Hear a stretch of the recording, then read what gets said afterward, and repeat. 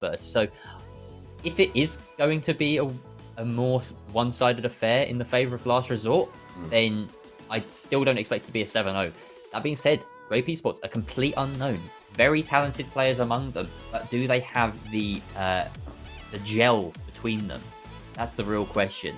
I honestly think that we're going to see two sides like fragging out really hard because Grape Esports, being new, are probably just going to bring their sort of default, possibly even, sort of ranked level strats into this game and see how it works out. Yeah, I mean, I could definitely echo that sentiment. Obviously, when it comes to a newly formed team, I should actually say, obviously, and just jumping straight, like, feet first into a league, you're not going to be technically looking at pulling out the most extraordinary surgical strategies that you might see in the top tiers of Siege. Obviously, you're going to just start off by ironing out those wrinkles, seeing what's good, seeing what's not, and then just relying on what you already know best about Rainbow Six Siege. What's the word that I'm looking for? I seem to have lost it. Either way, just with regards to the teammates that you actually have at your disposal. And in the case of Grape Gaming esports team, a bit of a mouthful, but either way, as you said, we are most likely going to see a lot of aggressive plays come out. We are more than likely going to see them challenging a lot of gunfights, unfavorable or not. And so it should definitely prove to be a really, really interesting matchup, given that that is just the way that the Last Resort loves to play this game as well. Exactly. We saw last week a couple of Villa games, both me and yourself. I believe. Oh no, it was me and Dino casting a couple of Villa games, and they were worlds apart. The first of those two, UMX versus Brown, was just so. It was very methodical on both sides. That everything came down to site executes. There were plenty of plants, a lot of time being wasted in that match. Then we went on to TLR versus Anibi, and it was all about TLR just setting the pace and going rapidly for those kills. And it just goes to show that the map doesn't determine everything. The playstyles really matter. And as you can see the rest of those results there, obviously we don't have anything on Grape Esports because they essentially offered that 7-0 as a... Well, they gained the record that was left behind by, again, and Prey also having left the league now, giving forfeits to everyone that would have or have already played them. So their game, actually, in case you're interested, Prey versus, again, I think it was a 6-6 draw, if I'm not mistaken. But yeah, Grape new to the league. They have that one win already under their belts effectively, which is a nice little present for them to get started with. But they want to get their first win proper, and TLR, as I said, is the biggest hurdle, in my opinion, at the moment. I don't know if it might be the biggest hurdle for them. I guess it's just it's kind of like stepping into an underground fight club. If you want to make a name for yourself, you've got to pick a fight with the biggest, baddest dude that is standing inside of there. And I mean, you just broke the first rule of Fight Club, so okay, that's up you're for not debate. allowed in anymore. We're gonna dive into that after the broadcast, and we can have a lengthy conversation about that later on. But for right now, let's go ahead and take a look at the weekly standing. So obviously, as we stated, Grape Esports, they're already kind of inheriting the scores that were already laid out for them by again. So they are standing on the 7th position right here with 1 win to their name and 1 loss, 3 points a total, with a round of +2, which they are definitely hoping to crank that up ever so slightly and maybe get themselves within the ranks of the likes of TTK, or I should say For the Win Esports, and maybe in TTK, since they've already played 3 matches thus far. But either way, at this point, it's still all up in the air. Yeah, it's a good place to slot into the league early on. You've got that 1 win, that 1 loss. You're right in the middle, so we can actually get a fairly fair assessment. What a weird way to say it. A fair assessment of Grape Esports by the end of the season, because they've just slotted in right in the middle. So they'll be looking to grab one of those top 4 spots. Of course, you can see those are the crucial ones, and they are the teams that will go forward to the playoffs at the very end of the season. So so far, the Last Resort's the only team with a perfect record, and that's what I mean when I say that they're a big hurdle to climb, especially for this newly formed side. That being said, maybe it's a good way for Grape to sort of get that difficult challenge out of the way early on. But here Mhm. we are now. We're ready to go straight into the map. TLR versus Grape Gaming. We are starting our ban phase here on Clubhouse. I am really hoping that we, I don't know, might be able to see an ace remain on board. Obviously, when it comes to Clubhouse as a whole, the one and only hard breacher that you really want to take off the playing field the vast majority of the time is going to be Maverick. And there he is, wiped clean off the face of the planet. He won't be seeing the light of day. And unless the last resort are going to opt to ban, I don't know, another hard breacher, they also have the potential to ban Thatcher, which is the usual norm as far as Clubhouse is concerned. And that leaves quite a large handful of hard breachers and hard breaching tools on the table with the new introduction of that secondary hard breach tool. But the Montaigne ban is relatively interesting. Obviously, the French Mountain can be such a potent operator when it comes to exerting pressure and ultimately taking control of garage rafters. It's clear as day that the last resort just don't want to deal with that when the second half rolls around. And yeah, first defender ban coming out. Mira, nothing too unorthodox. No, not really there. And you could see right there with the uh, popping off in the all chat, clearly the Monty factoring into Grape Gaming's strategies, whether that's true or not, I guess we'll see. But well, I mean, we won't get to see because they won't have a Monty this time around. Maybe in future, if we get a Monty available clubhouse for them, we'll get to see what they can really bring there. But the final ban being Kaid is an interesting one right there. Mm, Um, Definitely helps with the attacks. You can yes. imagine the basement attacks are going to be much cleaner now that those Mm-hmm. hatches are more easily accessible. And then, of course, uh, on particular sites where you might want to double up on the electronic or electrical denial, you'd be able to take the bandit and the kite, for instance, on a cash defense and lock out the server wall as well as garage walls. So that's no longer an option for the defenders. Something that we didn't get to see or touch upon in the last game because there was a Thatcher ban is the fact that Thatcher has undergone a small rework. Well, actually, it's a fairly large rework in the grand scheme of things, but a small tweak in mechanics is that he only disables most gadgets now, and that Mm-hmm. affects the breaching meta quite substantially, at least at a sort of low to mid level of gameplay. In Yeah. this more organized sort of arena, I would say Mm, it's not going to make as massive a difference because, if anything, it makes bandit tricking a little bit harder because you have to pick up the bandit battery uh, and mm, then put it back down. But uh, yeah, it disables the battery now, so yeah. it definitely changes the way that that interaction all plays out. And as we know on Mm-hmm. Clubhouse, those sort of interactions are incredibly important.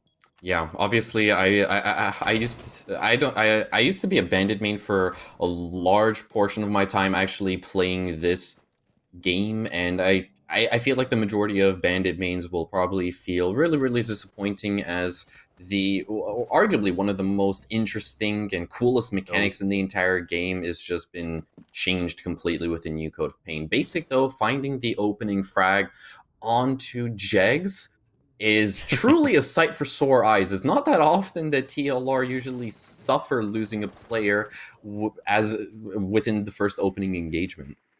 and more than just a player, Jex has been an exceptional one for them. And more importantly, he's one of their two hard breaches. Now Spoit is going to have to make sure he uses these X Kairos perfectly, really. Yeah. And they are limited in what they can do. You know, Ace can open up quite a lot of holes and a lot of walkways for the Mm, attackers, but now just the one X Kairos, or one set of kind of walkable X Kairos to be able to use. He has mhm. managed to open up some foot level holes there, and that's a good start. That does make it a lot harder to deny the wall any further. But that being said, if there's anyone smart on the side of Grape Gaming, they might be able to impact trick the remaining X Kairos. Oh yeah, that's entirely true. You saw that Papiolti is relatively close to the actual breach, and he more than likely has two He impact does. grenades in his pocket, along with holding his gun vertically to try to catch his opponents off guard. I mean, that's just a recipe for disaster, and TLR, they're gonna more than likely really struggle with finding an entry inside of the building as a whole. But so, it looks as if they're opting to go for a construction take. We can see that Spoit right there has his weapon trained towards the construction side of the thing, and now Basic is being pinched from multiple directions thanks to the likes of Magnus and also he can no longer freely traverse through construction as that has been locked down by the Hibana. So he's kind of just stuck here for the foreseeable future, but the push is imminent. Ooh. And Jonas nearly takes off his head, and he will successfully do so. 60 seconds left on the clock right now. And we can see Heavy right over here is trying to get ultra aggressive with that M95. Spoit with a nasty shot onto Rep will promptly shut him down. Man count in favor of TLR as Jonas will find one more onto Heavy. It's a 2v4 situation and things are starting to crumble apart for Grape Gaming. They can no longer cope with the pressure that's being exerted by TLR. Magnus will top things off with that frag grenade, or excuse me, Just Savage will top things off with the final frag. And that's the last resort, taking a very decisive opening round on Clubhouse. I've got to give a massive shout out to Spoit right there, and the call coming from TLR to use those X-Kairos in the way that they did. Just opening up a sightline into servers was enough to give Just Savage that control he needed and make sure that the defenders couldn't rotate around that site very cleanly.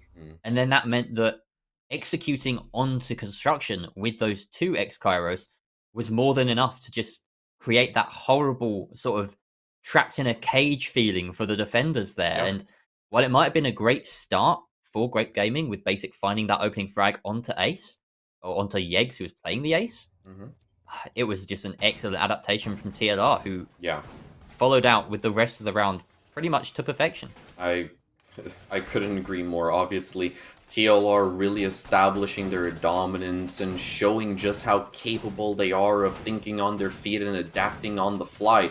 Just try to imagine how much more differently that round could have actually progressed if Ace was still on the board, if they still had those three Selma charges within their back pockets. It could have been a completely different story, a night and day difference, and Grape Gaming would have been left off with far less wiggling room than they did in the previous round. But so, second time's the charm, as we always love to say.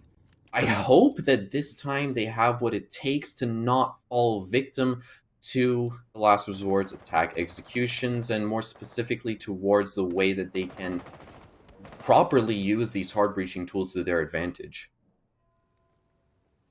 Basic once again on this wide roam, even wider than he was last time. He's so far from the site, but trying to fish for early frags. It was definitely instrumental in giving Grape Gaming that advantage in the last round, but they just didn't capitalize on it. And now I think you're going to need to look at the rest of the team and make sure that everything is going well for them. We just saw a little bit of what we might come to expect for the rest of the season from Rep right there, shooting out or trying to shoot out one of his own bandit batteries in order to place a fresh one because of that disable. Picking up that second one perfectly though, and I think he has actually managed to deny a set of X-Kairos there? Or was it a Selma? I didn't quite catch it. Either way, some hard breaching utility dealt with there by the bandit, who's still somehow able to play on this wall. Yeah, so far, the main reason why this is going to play out much more differently is obviously the single holes, or the two holes that they actually have, or the TLR have at their disposal, are relatively up high, and I believe that they can now actually vault into the bomb site. I might be misinterpreting the situation, or at least the breach as a whole, but I don't think that they can actually get through. No, the holes are just a bit too small, so they'll have to actually stay on rappel, or at least be on their feet to shut down those rotations. But if Grape Gaming can just snake walk their way past it, or crouch walk their way past it, they can still freely traverse through the server room. And so this time around, TLR, exact same adaptation, exact same call has come out to try to shift their focus towards construction, and so far it has at least bared some fruit. They'll find Basic in the process, evening out the man count, but the clock doth tick. It doth tick indeed. The C4 right there. Incredible toss there from Super Sloth, but he does expose himself to this angle being held by Jonas. Papiolti, though, finding Magnus in response, and he's going to get aggressive, but he's punished by Just Savage, and a 2 versus 2 now ensuing. Heavy and Rep left on site. Heavy still holds those toxic gas canisters, and he can spend them wisely to try and hold off the push with 30 seconds left. This is a great position by Rep. He pre-flies a little bit too early and has to dart ahead and away from that engagement. Just Savage now able to stick the diffuser, but he's going to fall back as Just Savage there, finding Rep, and now it's all up to Heavy in the 1 versus 2. It's got that wonderful combination of SAS shotgun and SMG to his name, but he's actually pre-firing default, but Just Savage made the heads-up play to move away. It doesn't matter. Jonas is going to claim the life of the smoke, who gave his location away with those shots. Incredible stuff from the Thatcher, and he's been so consistent across these rounds. He truly has, and once again, the last resort, defying all expectations, literally bringing these rounds back from the depths of hell to win them out from the most unfavorable situations. And I personally think that that particular run out from Papiolti was most likely going to be the most defining factor, excuse me, English can be hard sometimes, the most defining factor of that round as a whole, because Grape Gaming were firmly holding on to that man advantage. It was a 3v2 scenario, but as soon as that frag came through, things just started to really crumble, and then the last resort decided to shift their focus, push in through construction as well as through the server window, and Grape Gaming no longer had a proper foothold on server as a whole. You saw that they were playing throughout construction, and yes, they had Toxic Babes to try to buy themselves some extra time, or at least to lock out some portions of the room and force TLR to move into these quote-unquote safe spaces to try to challenge gunfights, or to get the diffuser down without being engulfed in Toxic Babe gas. Grape Gaming just weren't able to pull it out. The last resort, time and time again, they just keep on pulling it off, and it's really commendable to see. It's truly entertaining to watch.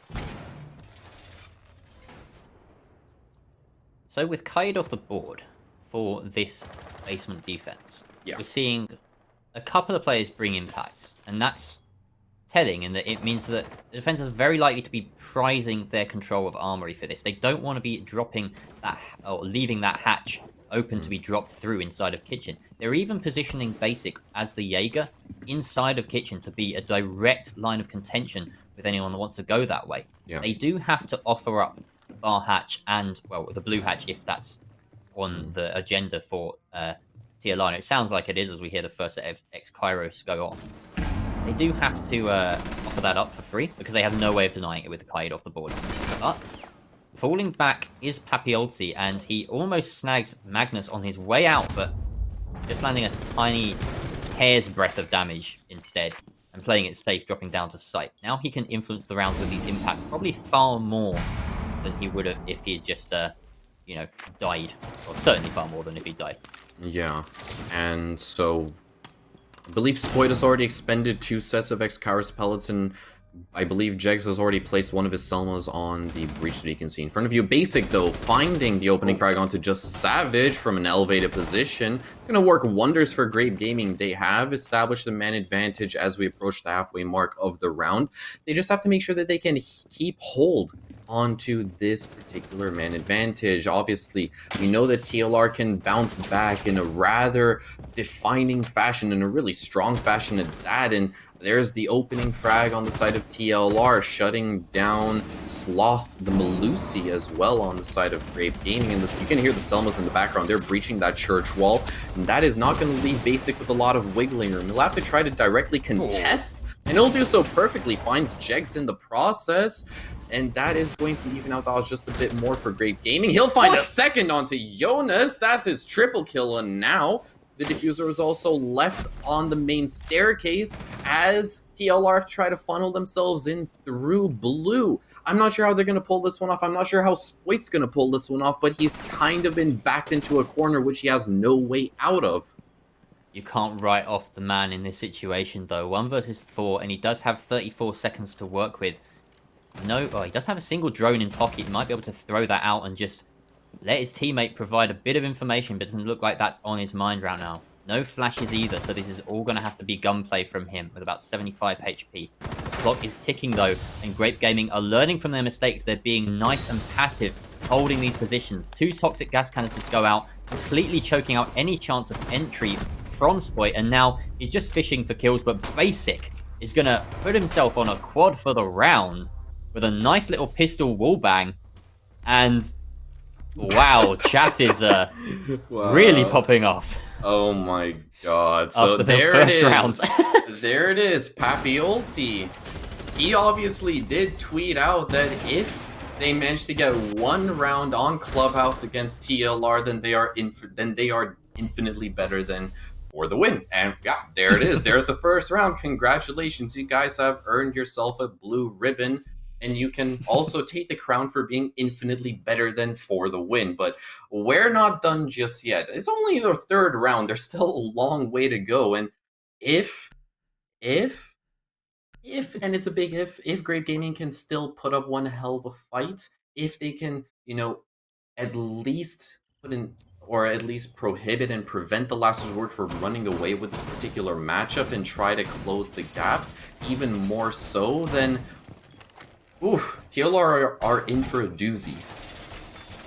I think when Grape Gaming are playing, we might have to get used to that bottom right-hand corner looking like a barcode from time to time. I'm just going to I might even put a sticky note over my monitor and just, like, ignore that bottom right corner. Sorry, Papiolti, I don't care about what utility you have or even your health. You can just, be ignored for the time being. I don't want to see this much all chat. It's crazy. They've gotten one round. One round, and they will not shut up. Either way, let's move forward. Hopefully, Grape Gaming will move forward as well. TLR have been the dominant force so far, but 2-1, still the scoreline. Basic going for yet another spawn peak onto players that are not even there, unfortunately for him. TLR approaching instead almost exclusively from that eastern side, and they've got the sledge on the north. Presumably, he's going to be opening up those hatches and the windows and beginning a sweep through the gym bedroom area. Make sure that any roamers are kind of dealt with. Basic is that roamer. Oh, a very aggressive run out there from Heavy. That would have been a lucky pick if he'd got it, but Magnus is just off out of range there. So he's safe for the time being, as 40 seconds in and we're already seeing a bunch of flashes come into the cache site, which is very unusual.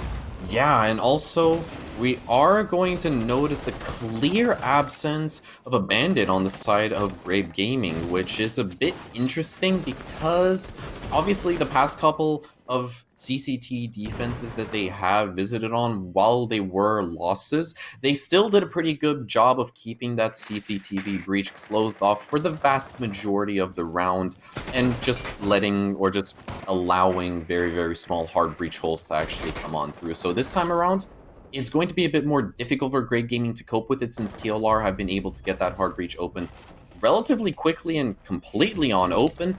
Sloth is going to lose his life at the hands of Claymore. Magnus will also find Basic, who was injured earlier throughout the round. Oh. And, very nice Evil Eye placement coming out from the Maestro of Rep to, I believe, deny a Selma breach from down below.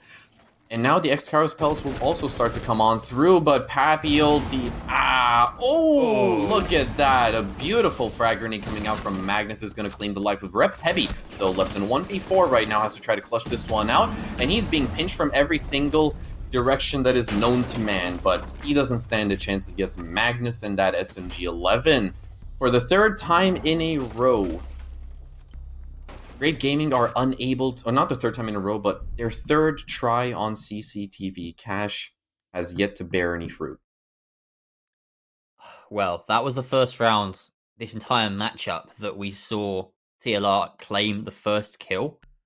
And my god, did it show. They snowballed that advantage rapidly. And I think it just goes to show that when they do hold all the cards, they are absolutely ruthless. We saw some impressive heads-up play from the Maestro of Rep, having that Evil Eye in place to deny the hard breach onto construction. Very smart positioning. I actually haven't seen that before. I'm not too sure why, but yeah, it's inventive and I like it. I mean, as far as I can remember, we have seen a couple of players actually play down below in stage with the with, for example, just an assault rifle or an impact, so they can actually get rid of that hard breach utility. But I can't exactly remember the last time we have seen an Evil Eye be placed down there. It's been a while. Interesting, Grape Gaming. They've lost, I believe it was it Jonas? Yeah, Jonas has dropped out, and they've lost Basic. They've lost Basic, and they're not calling for a rehost. So they have every right to call for a rehost at this point. but they're not choosing to. So Maybe, I guess they just want to play 4v5. Yeah, maybe it's all part of their master plan. Who knows it? I mean, at the end of the day, they are going to bar and stock. It's clear as day that they have got... Yeah, they're going to bar and stock. They've got something cooking in the cauldron, and it's entirely possible that playing this bomb site with 4 men is literally a recipe for success. I don't know. I mean, Basic could have rage quit. It's entirely possible that that's the case here, but I don't know. I think that would be silly, but yeah, odd choice, shall we say? Yeah. Not going to gym bedroom, not going to cash again is understandable given their track record there so far. They've lost 3 after 3 attempts. That's not great.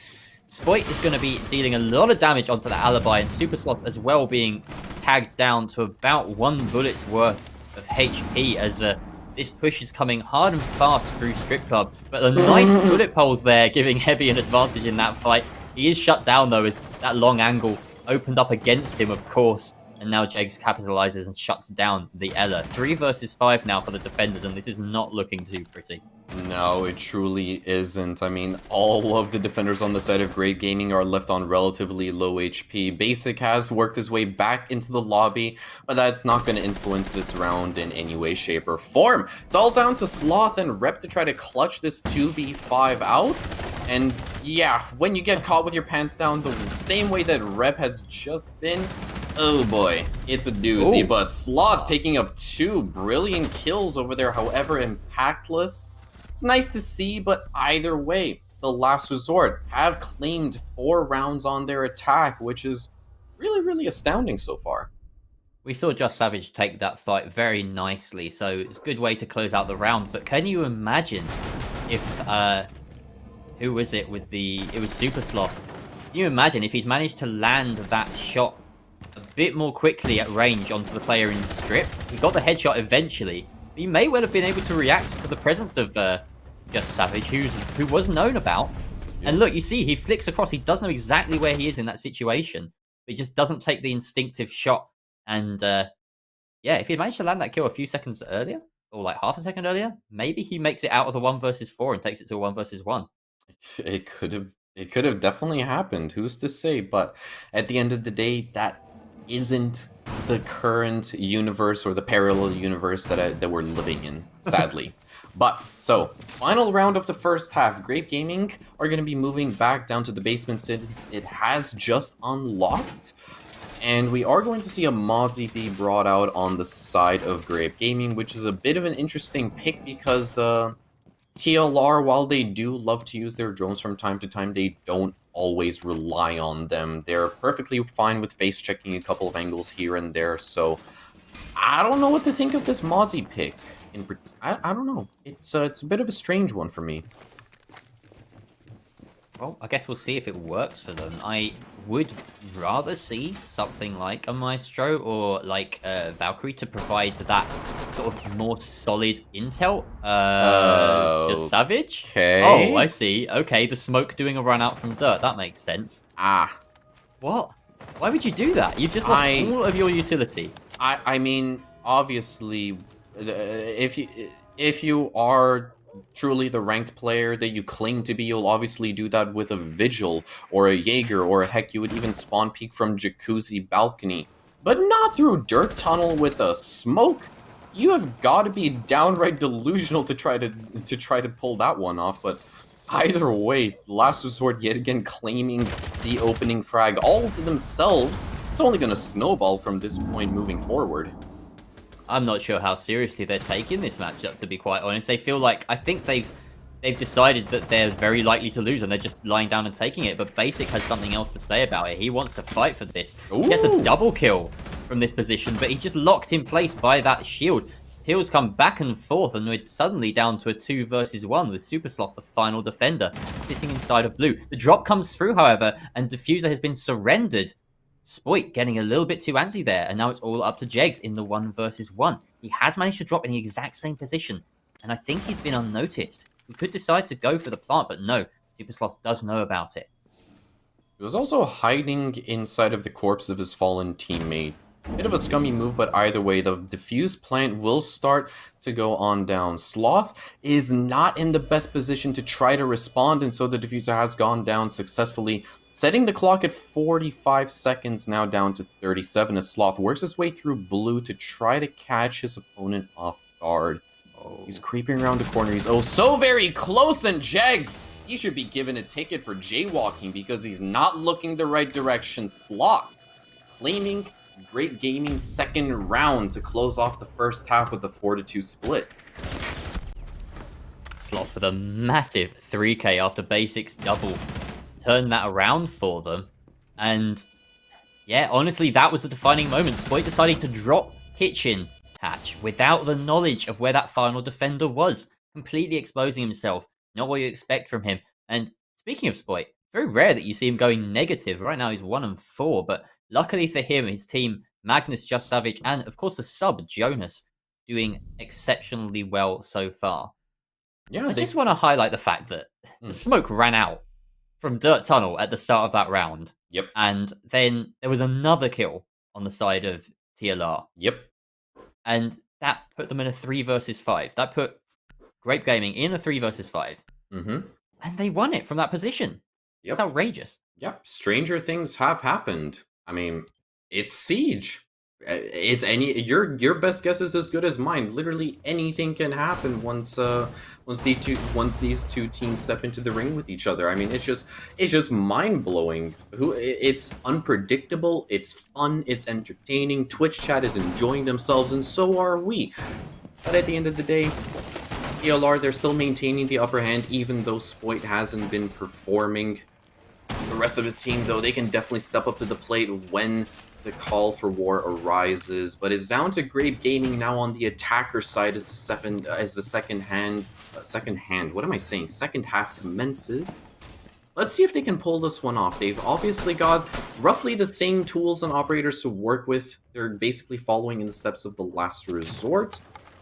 But obviously, Grape Gaming haven't seen all that much success on their defense. The last resort, they're going to be starting off with CCTV immediately, and they're hoping to see even more success, potentially getting themselves their opening win on the defense here. Spoit not getting lucky with his spawn peak, despite the fact that Legion has that 1.5x scope. Not going to amount to anything just yet. Did Legion need a buff? I was going to say that's a very nice scope to have. It's a lovely scope, and even though his Doom Mines, they did see a couple of nerfs, I feel that, yeah, he could have used the scope. Sure, why not? It's just, he's so goddamn great anyway, like, it's surprising to see him get that. Anyway, Jonas is going to fall first to the pistol of the basic after he managed to down the smoke, and once again, the smoke being lost first off the bat by the defense. But this time it's TLR. Go down the man.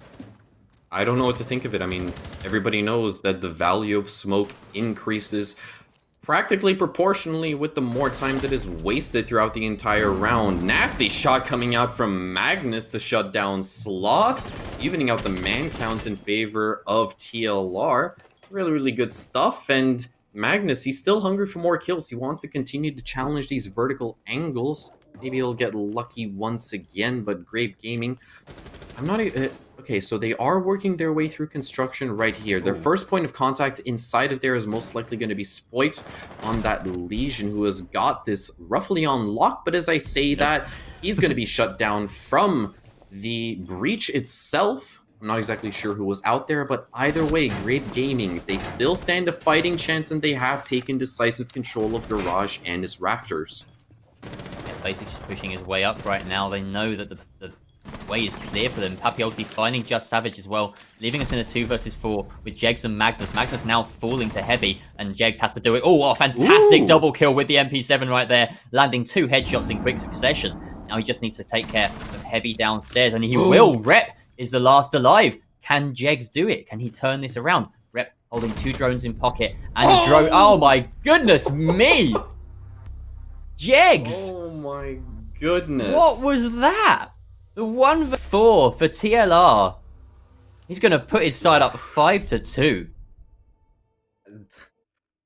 I've said this time and time again when we see huge individual plays come out like this. That was absolutely galactic. And as amazing as that individual play coming out from Jegs was. The one thing that I wanted to highlight was that particular kill right there. Magnus tried to knife a drone and he got killed from behind. I just caught that. I didn't see that the first time around. That's hilarious. But wow, I mean, you've got to say that perhaps Heavy downstairs was a little bit unaware of the situation unfolding in front of him, and exposing himself to the bandit at the top of those stairs was not the play in the 2 versus 1. You have to make sure that you bunch up with your teammate and don't allow the remaining defender to take the ones. He did so well to win his 1 versus 2 at the very start of that 1v4 to get things going with a lovely pair of headshots. But after that, I think Grape Gaming might have offered that up to him, and leaving it all up to Rep to try and close it out is just a bit unfair, because that was just an incredible round from Jegs, and when he's on fire, you can't fault him. Jerry, I'm gonna say something, and it has to do with the fact that my OCD is really starting to trigger me. I really need Spoits to get 6 kills so that everyone on the side of TLR can have a nice round 7 frags each. Ooh. Because is that possible? It's uncomfortable. It's kind of just it's a weird itch that I can't scratch. Only Spoit can scratch that itch by getting 6 kills. I'm sure he'd appreciate that. I don't think that will happen though, because you need 2 more rounds, and winning 2 rounds usually involves killing a lot of people, usually 10 people. So that would have to be spread out evenly. I don't know, maybe if they get a teammate and then an ace from Spoit, that would work. But yeah, that's how it's got to happen. Team ace and then an ace. Come on, TLR, you can do it. Right, that would be a really nice way to close off these last 2 rounds. Cool stuff coming out from Jegs, and obviously this is the kind of stuff that you can expect from the classic SSG roam that TLR have been employing time and time again on their basement strategies. It just always seems to be the go-to strat when they're looking to defend basement. And so with the strategy, the way that it revolves, the roamers can be so influential in many different ways, not only by wasting time and being as mobile as possible, but also by denying hard breach the same way that we saw the likes of Jegs do. Basic, though, will find the opening frag onto Spoit. Not exactly sure where he was located on the map, but it looks like the majority of TLR have since retreated back towards the bomb site, except for Jegs, who still remains on the top floor.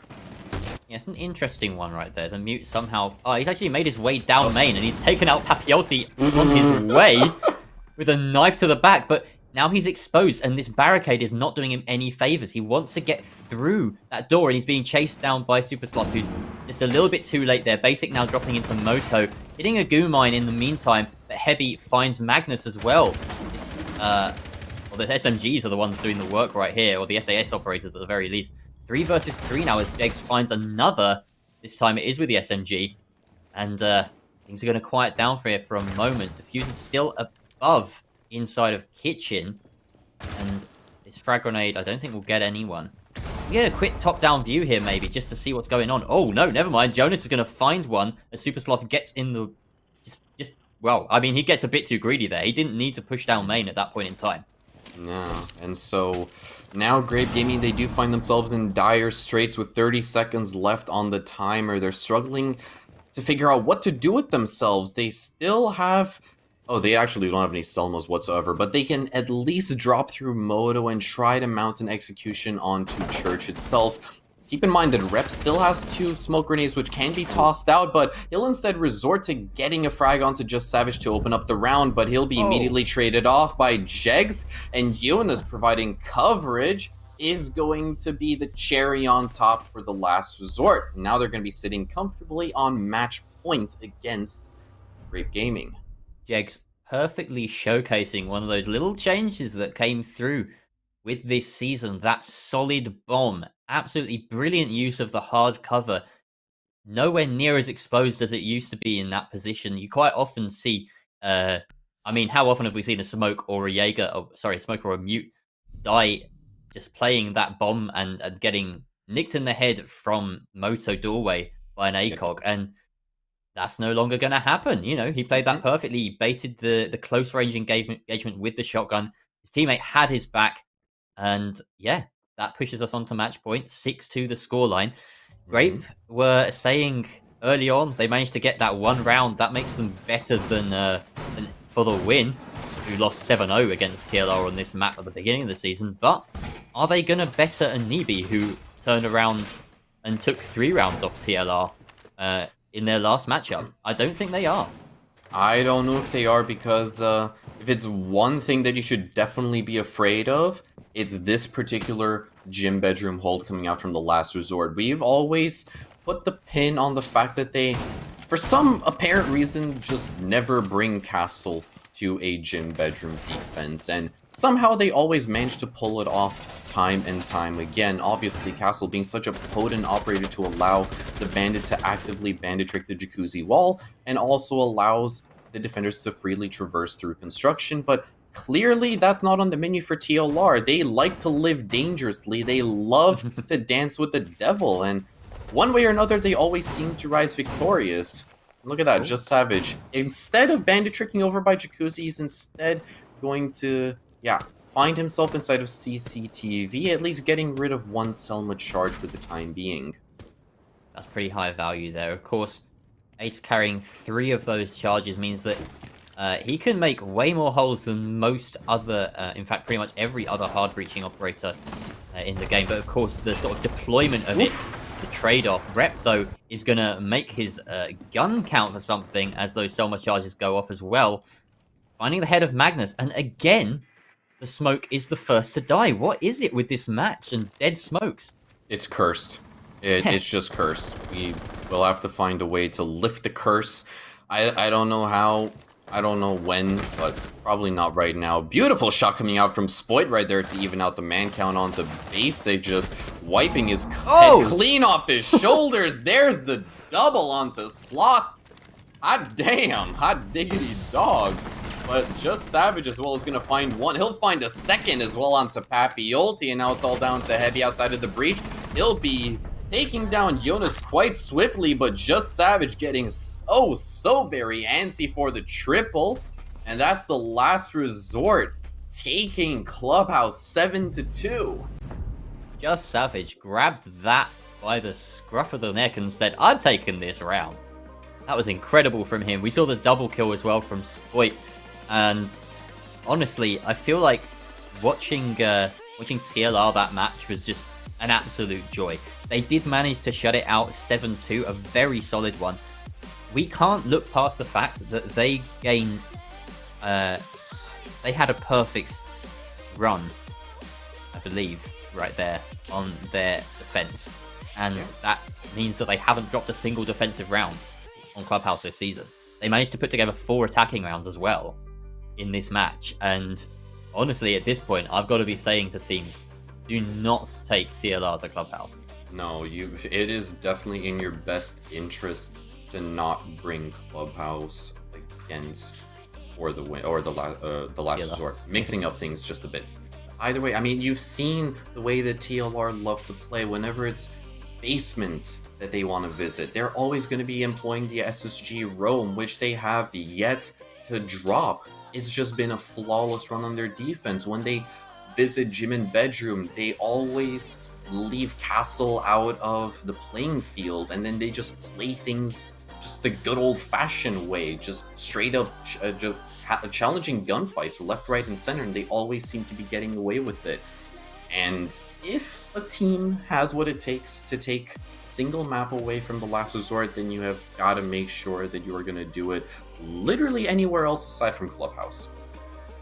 Yeah, I think that was just a solid display right there, and I'm getting so used to seeing it from TLR. Like they have a way about them where they just ooze confidence, and you can see it in the way that they took that final round. I don't think any of those kills, there were maybe 2 kills on players that got into the building. Everyone else was outside. They didn't give Grape a chance to approach. And besides the incredible clutch that we saw from Jegs as the bandit, on Cash, I don't think they looked really under any sort of pressure on their defensive half. No. Not even, and I mean, even in that particular 1v4 scenario for Jegs, it seemed Like it was basically just a walk in the park for him. He was cool, calm, and collected. He was able to just flick to every single corner of his 24-inch monitor and just press mouse 1, and just like that, 4 players on the side of Grape Gaming were dead.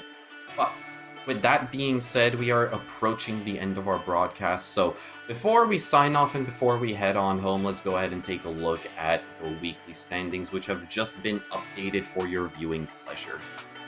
Yeah, we can look right there. Last Resort, right there, are sitting on that perfect record, 3-0. They've won 21 rounds. Obviously, you get to 7, you win. That's how the game works. But look at that round difference, plus 17. They've only lost 4. And, I mean, that just goes to show how dominant each of their wins have been. They've only dropped 4 rounds across 3 maps. It's incredible. Yeah. And I think that... Actually, that's slightly inaccurate, isn't it? 7. They lost 7. They won 7-3 and 7-2. So I think it's actually plus 5. But either way, that's still a really nice stat for them.